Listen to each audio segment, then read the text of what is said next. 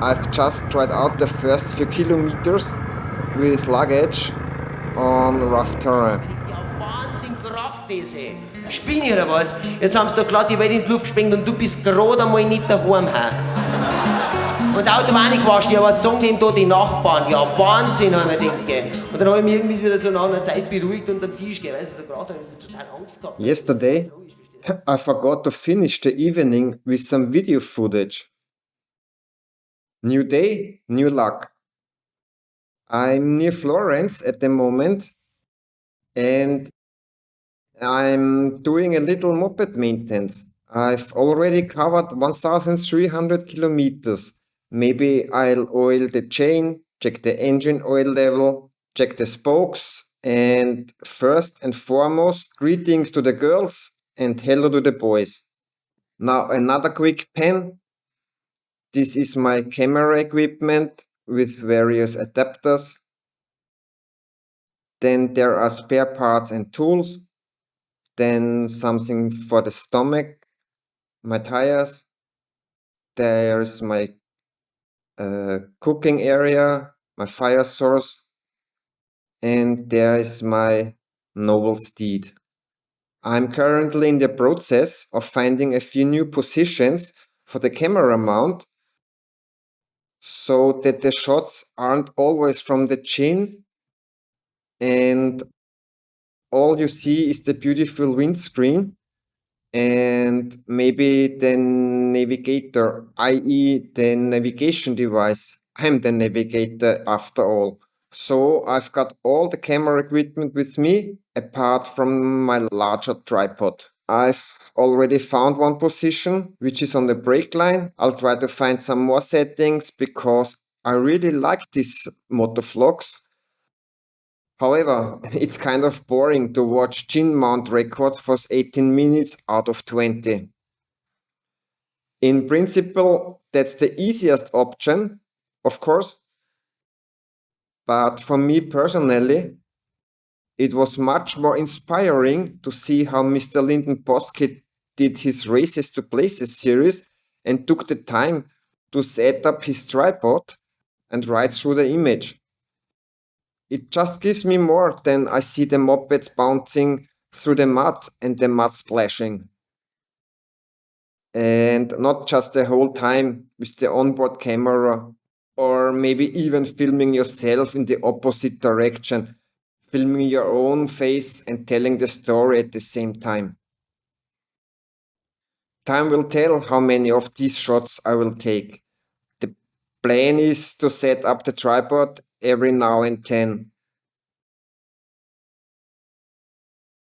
And now I'm going to grab the key to check my spokes because I've switched to aluminium at the front and rear. That means aluminium spoke nipples.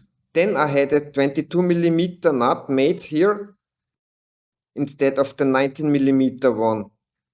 That saves me another open-ended spanner, and the bushings behind is also made of aluminium, whereas the original bushing inside is made of steel. That was also replaced, and I did the same at the rear. I guess it's hard to see, I suppose, but on the left and right are the aluminium bushings for the wheel hub. Then I had the aluminium chain tensioners made here.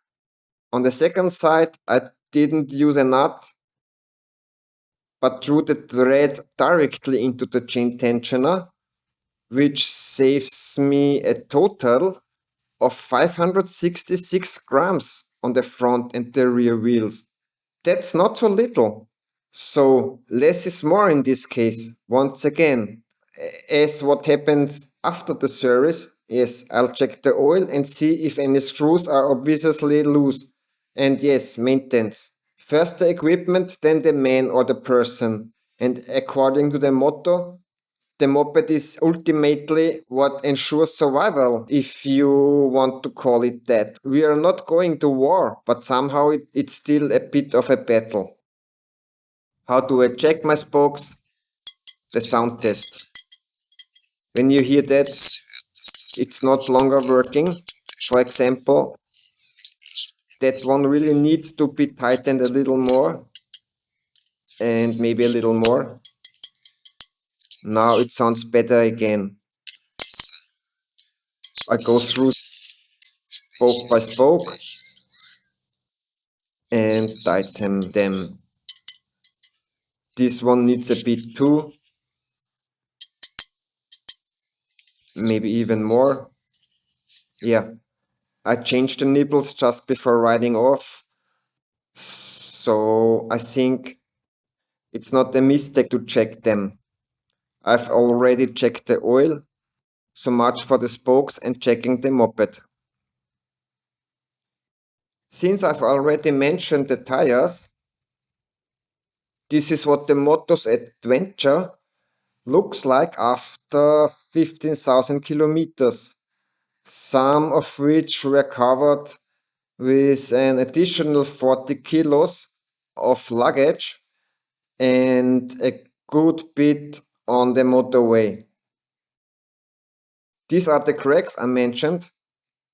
There's still enough tread left that you could at least cross the big lake, well, the big lake, but the smaller lake to the new continent, to the next continent. Yes, I'll go to the front so you can see what it looks like after 15,000 kilometers. It looks like more a ski jump. I'll turn around a bit as I speak into my helmet because I've already got it on. And there's another cut there. We can see quite clearly how it's coming apart. That's why the front wheel is bouncing and shaking quite violently. But as I said, I can live with that. And that's what the tire looks like.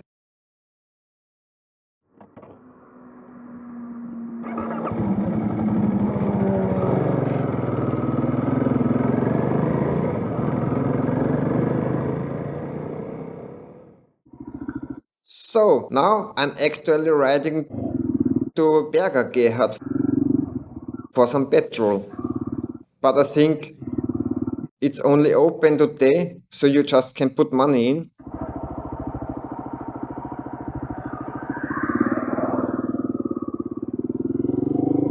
And you don't get any coffee. I put a little fuel in after all. It costs 1.6, 1.7 almost everywhere in Italy. So at least 10, 15, sometimes 20 cents more than at home in the East, at least. That was kind of the goal. It's marked as a source in organic maps. And I thought to myself, maybe I can get some fresh water there too. The drinking water sources are listed separately anyway on the street maps that Organic Maps uses. But the good thing is, I've just tried out the first few kilometers with luggage on rough terrain. And as is usually the case, if you go a little faster, the whole thing becomes much easier to ride than if you trundle along very carefully. You know anyway that the whole thing then holds better, stays straight, i.e. stays upright to do a centrifugal force or something similar. Yes, now I'll mount the camera in the second position I thought of while riding downhill, and then we will see if it looks good or if it's not a good setting. And then I'll look for a real drinking water source which is scattered all over the area anyway. And then I'll refill my hydration bag and this rest day will soon come to an end. That's the source of the beautiful cool, well, not cool, but at least for the wet, that I've now refilled. That was the plan with this little excursion into the forest, where the spring is obvious and you can tape it here. I thank the rain gods who are responsible for the water. I believe it was once customary in this area to believe in more than one god, Of course, I don't believe in any, except perhaps the good of grip, that he means well by me, and I rarely end up on the ground with this heavy thing. It's not heavy, but you can definitely feel that there is a load on it. And to be honest, I don't think it's really healthy to fall over like that and not get your foot out of the way in any time. Yes, hopefully I won't find out, but I assume that unfortunately I will. Now we are off to the campsite, which will be a camper van site with free accommodation and free board and lodging, so to speak, meaning we'll cook ourselves. Not only Vespas are ridden, but also Lambrettas. Ciao! Ah, Lambretta, molto bene. Oh, originale? Sì, Sì? sì. Wow. Oh, 125 special. Sono solo i motori non originali. Motore Noise, no, gut. 200 di cilindri. 200. And racing exhaust? E la marmita non è originale. Mamita. È a parte.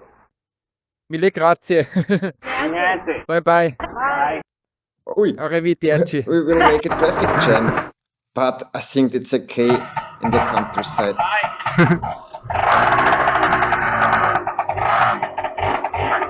Bye bye. There she goes. How cool is that? And even a day when you didn't really have much planned, somehow never ends. After I squeezed my way through the terrain between the posts of the barrier and the earth wall, where you can just about get through, and the left side of the moped was already against the wall, which could be described as a mob, because the handlebars also grazed it. I have my first battle scars on the side pocket. The buckles are fine, but yeah, it makes the whole thing look smart. Now I'm pitching my tent at this campsite caravan site and hope that my Italian compatriots will just let me stay here tonight and won't have a problem with it. And on that note, a peaceful night to everyone. Thanks for stopping by, so to speak, on my off-road trip, currently almost road trip. And if you like it, you can give it a thumbs up below. And if you don't like it, please give it a thumbs up anyway. It helps me. I like it. And sarcastics and ironic comments are always welcome. But please spare me with the insults or whatever you are doing. If you don't want to see it, you don't have to stop by. Right. But now really the end. And bye bye.